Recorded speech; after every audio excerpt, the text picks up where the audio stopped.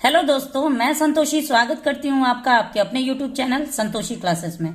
आज मैं फिर से हाजिर हूँ एक नई स्टोरी लेके। स्टोरी का टाइटल है अनफ्लिंचिंग फेथ। इस स्टोरी को हम इंग्लिश टू हिंदी ट्रांसलेट करेंगे, जैसा कि मैं अपने सारी वीडियोस में करती आ रही हूँ। और इसमें जो भी ग्रामर का पार्ट होगा उसको भी हम बहुत ही डिटेल में कवर करने वाले हैं। साथ ही साथ एक एक वर्ड का भी वर्ड मीनिंग मैं आपको तो बताती जाऊंगी और उनका करेक्ट प्रोनाउंसिएशन भी बताते जाऊंगी। तो इस स्टोरी में आपको बहुत कुछ सीखने को मिलने वाला है। इसमें कुछ नए वर्ड मीनिंग्स भी है जो कि नया है आपके लिए। अगर ऐसा कुछ स्ट्रक्चर या कोई वर्ड मीनिंग आपको लगे कि आपके काम का है, कुछ नया सीखने को मिल रहा है आपको इस वीडियो में, तो प्लीज आप उसको नोट जरूर करिएगा। तो चलिए स्टार्ट करते हैं। सबसे पहले स्टोरी का टाइटल देखते हैं।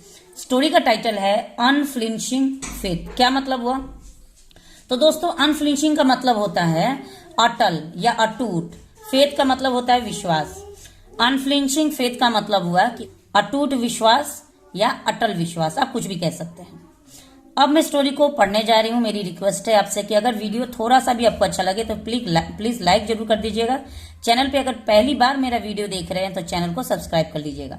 बेल आइकन दबाना ना भूले ताकि मेरे सारे अपकमिंग वीडियोस की नोटिफिकेशन सबसे पहले आप तक पहुंचती रहे। तो चलिए स्टार्ट करते हैं। One day Akbar's courtiers were discussing about God. क्या मतलब हुआ? तो दोस्तों, ये जो वाक्य है ये पास्ट कंटिन्यूअस का वाक्य है। पास्ट कंटिन्यूअस में जब भी हम कोई एफर्मेटिव वाक्य बनाते हैं तो हम वहां पे वाज या वर के साथ वर्ब के फोर्थ फॉर्म का यूज करना होता है। यहाँ पे आप देख सकते हैं डिस्कशिंग जो है ये वर्ब का फोर्थ फॉर्म है। या आप ऐसे भी समझ सकते हैं कि वाज या वर के साथ वर्ब के फर्स्ट फॉर्म में आईएनजी लगाना होता है। ऐसे भी आप बना सकते हैं वाक्य। तो चलिए अभी एक एक करके इसका वर्ड मीनिंग देखते हैं। वन डे, वन का मतलब होता है एक, डे मतलब दिन। तो एक दिन अकबर्स कॉटियर्स, यहाँ पे अकबर के साथ एपोस्ट्रोफी एस का यूज किया गया है। इसका मतलब का के की होता है। यहाँ पे अकबर्स कॉटियर्स का मतलब होता है अकबर के दरबारी। वेर डिस्कशिंग, वेर का मतलब होता है थे, डिस्कशिंग मतलब चर्चा कर रहे थे। तो एक बार अकबर के दरबारिया चर्चा कर रहे थे अबाउट गॉड, यानी भगवान के बारे में, ईश्वर के बारे में चर्चा कर रहे थे आपस में। बीरबल सेड, उसी चर्चे में बीरबल ने कहा, Birbal said what ever God does is for the ultimate good of everyone. क्या मतलब हुआ? तो दोस्तों, ये वाक्य जो है ये प्रेजेंट इंडेफिनिट का एफर्मेटिव वाक्य है। प्रेजेंट इंडेफिनिट में जब भी हम कोई एफर्मेटिव वाक्य बनाते हैं तो हम वर्ब में एस या ईएस जोड़ते हैं, लगाते हैं, या फिर वो सब्जेक्ट पे डिपेंड करता है कि एस और ईएस लगाना है या नहीं लगाना है।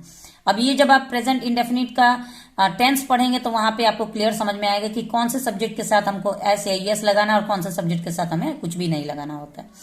तो लेकिन ये जो वाक्य है ये प्रेजेंट इंडेफिनिट का एफर्मेटिव वाक्य है, ठीक है। और इसका एक और पहचान होता है, जब भी हम इसको हिंदी में ट्रांसलेट करते हैं तो सेंटेंस के टेल में यानी सेंटेंस के लास्ट में ता है, ती है, ते है, या आ है, ई है, ए है, आता है, ठीक है। अब चलिए ट्रांसलेट करके देखते हैं। वॉट एवर गॉड डज, यानी जो भी, वॉट एवर मतलब जो भी, गॉड मतलब भगवान, डज मतलब करता है, is for the ultimate good, यानी वो अच्छे के लिए करता है, ऑफ एवरीवन यानी कि सभी के लिए, यानी कि भगवान जो भी करता है उसमें सभी के लिए कुछ ना कुछ भलाई जरूर होती है, कुछ ना कुछ अच्छा जरूर होता है। ए कॉटियर आस्क्ड, यहाँ पे आस्क का सेकंड फॉर्म है, ए एस के फर्स्ट फॉर्म होता है, ईडी लगाने से ये सेकंड फॉर्म हो जाता है। आस्क मतलब पूछना और आस्क्ड मतलब पूछा। तो एक दरबारी ने पूछा, I lost my toe in an accident. इसका क्या मतलब हुआ? तो दोस्तों, अगर हम टेंस की बात करें तो ये वाक्य पास्ट इंडेफिनिट का एफर्मेटिव वाक्य है, क्योंकि पास्ट इंडेफिनिट में जब भी हम कोई एफर्मेटिव वाक्य बनाते हैं तो वहां पे हमें वर्ब के सेकंड फॉर्म का यूज करना होता है। यहाँ पे लॉस्ट जो है वर्ब का सेकंड फॉर्म है, ठीक है। आई लॉस्ट में यानी मैंने खो दिया, माई टो यानी पैर का अंगूठा को हम टो कहते हैं। तो मैंने अपना पैर का अंगूठा खो दिया, इन एन एक्सीडेंट यानी एक दुर्घटना में मैंने अपने पैर का अंगूठा खो दिया है। How is it good for me, तुमने तो कह दिया कि जो भी भगवान करता है उसमें सभी का भला ही होता है। तो मैंने एक एक्सीडेंट में यानी मैंने एक दुर्घटना में अपने पैर के अंगूठे को खो दिया है, इसमें मेरी भलाई कहाँ से हुई, कैसे इसमें मेरी भलाई होती है? बीरबल से, बीरबल ने कहा, only God knows his ways, क्या मतलब हुआ? तो दोस्तों ये वाक्य जो है ये प्रेजेंट इंडेफिनिट का एफर्मेटिव वाक्य है, क्योंकि प्रेजेंट इंडेफिनिट में जब भी हम कोई एफर्मेटिव वाक्य बनाते हैं तो वहां पे हमें वर्ब के साथ एस या ईएस को जोड़ना होता है।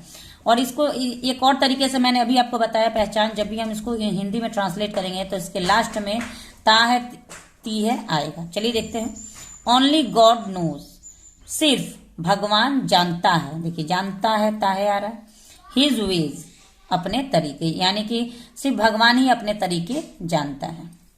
Time will prove that I am, समय विल प्रूव, यहाँ पे देखिए दोस्तों ये जो वाक्य है ये फ्यूचर इंडेफिनिट का एफर्मेटिव वाक्य है, क्योंकि फ्यूचर इंडेफिनिट में जब भी हम कोई एफर्मेटिव वाक्य बनाते हैं तो वहां पे हमें विल के साथ वर्ब के फर्स्ट फॉर्म का यूज करना होता है। यहाँ पे आप देख सकते हैं प्रूव वर्ब का फर्स्ट फॉर्म है और विल के साथ वर्ब का फर्स्ट फॉर्म का इस्तेमाल हुआ है।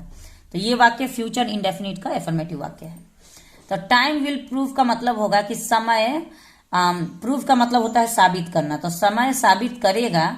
दैट का मतलब होता है कि आई एम राइट, यानी मैं सही हूं, ये बात समय साबित करेगा। ए फ्यू डेज लेटर, यानी कुछ दिनों के बाद, ए फ्यू डेज लेटर का मतलब हुआ कुछ दिनों के बाद। Akbar and his courtiers went hunting, तो दोस्तों ये जो वाक्य है ये पास्ट इंडेफिनिट का एफर्मेटिव वाक्य है, क्योंकि वर्ब के सेकंड फॉर्म का यूज किया गया है। वेंट गो का सेकंड फॉर्म होता है गो, went, gun.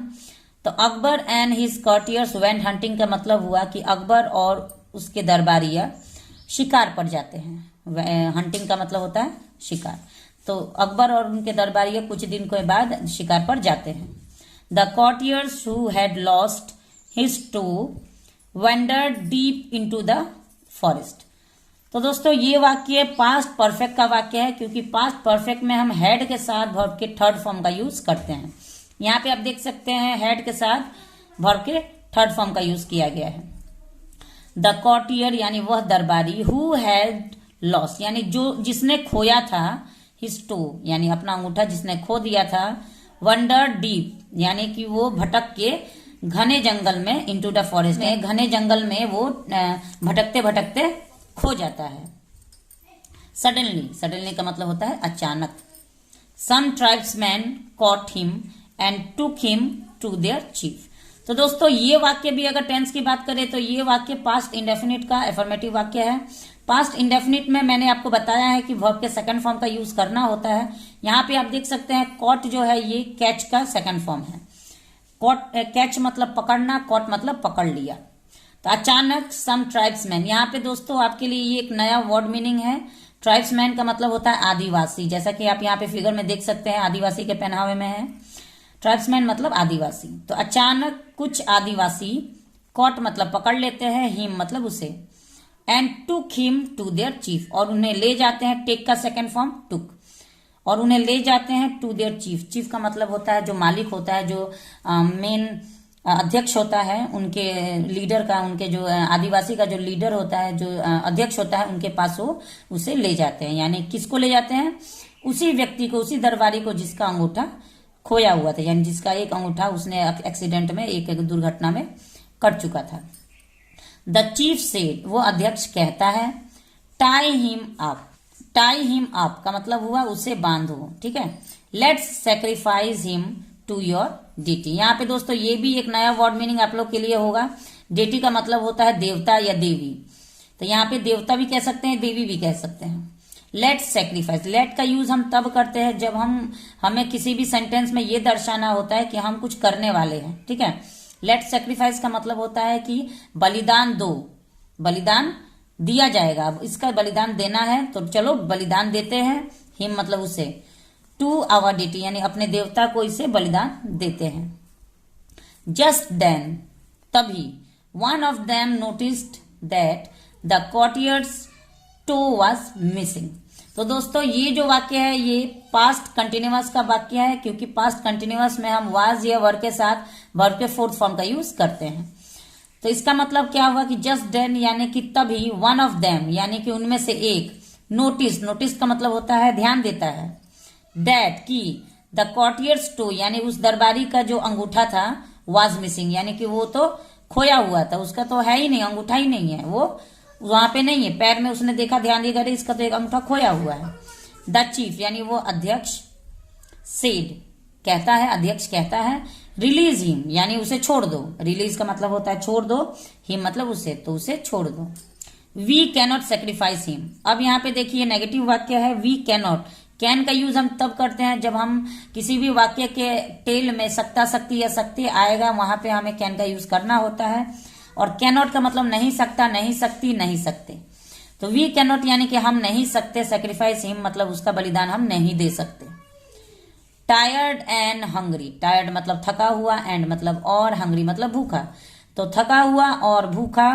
He was searching for a way. यहाँ पे वॉज सर्चिंग, वॉज के साथ वर्ब का फोर्थ फॉर्म का यूज हुआ है, पास्ट कंटिन्यूअस का वाक्य है। तो थका हुआ और भूखा, ही वॉज सर्चिंग यानी वो ढूंढ रहा था। सर्चिंग का मतलब ढूंढना, तो वो ढूंढ रहा था फॉर ए वे यानी रास्ता ढूंढ रहा था। आउट ऑफ द फॉरेस्ट यानी जंगल से बाहर निकलने का वो रास्ता ढूंढ रहा था। When he reunited with Akbar. जैसे ही वो जंगल से बाहर निकलने का रास्ता ढूंढ रहा था, तभी उसकी मुलाकात यानी वहां पे वो फिर से मिलता है विद अकबर यानी अकबर से मिल लेता है, एंड हिज कॉर्टियर्स और अपने दरबारियों से मिल लेता है। When he told them। जब वो दरबारी बाकी लोगों से, अकबर से और बाकी दरबारियों से कहता है व्हाट हैड हैपेंड। यहाँ पे हैड के साथ वर्ब के थर्ड फॉर्म का यूज हुआ है, पास्ट परफेक्ट का ये एफर्मेटिव वाक्य है। तो क्या हुआ था, जब उसने कहा बाकी लोगों से कि क्या वहां पे हुआ था, दे एडमायर्ड उन्होंने प्रशंसा की। एडमायर्ड का मतलब होता है प्रशंसा की बीरबल को, for his faith in God अपने जो भरोसा था, बीरबल का जो भरोसा था भगवान पर, उस भरोसे के लिए बाकी सारे लोग बीरबल को शुक्रिया अदा करते हैं, बीरबल की प्रशंसा करते हैं। तो आज की स्टोरी आपको कैसी लगी, उम्मीद है अच्छी लगी होगी। अगर वीडियो अच्छा लगा हो तो प्लीज वीडियो को लाइक जरूर कर दीजिएगा। आपका एक लाइक हमें बहुत ही मोटिवेट करता है, हमारा कॉन्फिडेंट बढ़ाता है। तो प्लीज लाइक जरूर कर दीजिएगा। चैनल पे पहली बार मेरा वीडियो देखे तो चैनल को सब्सक्राइब भी कर लीजिए।